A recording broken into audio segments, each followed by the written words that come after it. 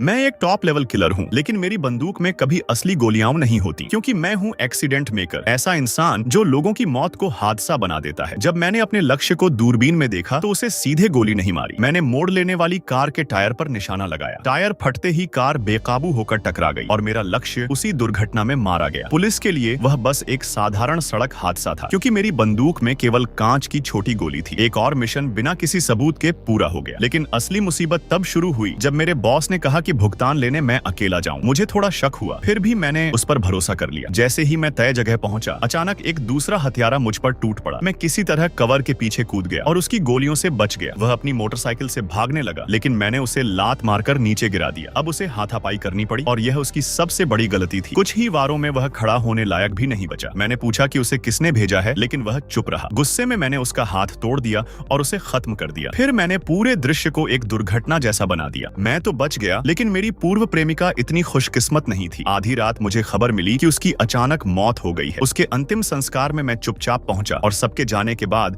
उसकी कब्र के पास गया। तभी उसकी सबसे अच्छी दोस्त आई और उसने ऐसा सच बताया जिसने मेरी दुनिया हिला दी। वह मेरे बच्चे की मां बनने वाली थी। उसी रात टीवी पर खबर चली कि वे दो गुंडे जिन्होंने उसे परेशान किया था, ड्रग ओवरडोज से मर गए। मुझे तुरंत समझ आ गया कि यह सिर्फ संयोग नहीं हो सकता। सच जानने के लिए मैं उसकी घर गया। अंदर कदम रखते ही मुझे कुछ अजीब लगा। कमरे को ध्यान से देखने पर साफ था कि चोर सिर्फ थोड़े पैसे लेकर चले गए थे। ये किसी साधारण लूट जैसा नहीं था। जब मैंने उसकी पोस्टमार्टम रिपोर्ट देखी तो उसमें एक खास दवा का जिक्र मिला, ट्रुथ सीरम, जिसे पेशेवर हत्यारे लोगों से राज उगलवाने के लिए इस्तेमाल करते हैं। उसी पल मुझे यकीन हो गया कि मेरी प्रेमिका की मौत के पीछे कोई प्रोफेशनल किलर है। और सबसे डरावनी बात यह थी कि यह तरीका बिल्कुल वैसा ही था जैसा मेरे दो साथी हत्यारे हमेशा अपने मिशनों में इस्तेमाल करते थे। आगे की कहानी के लिए अभी सब्सक्राइब करें।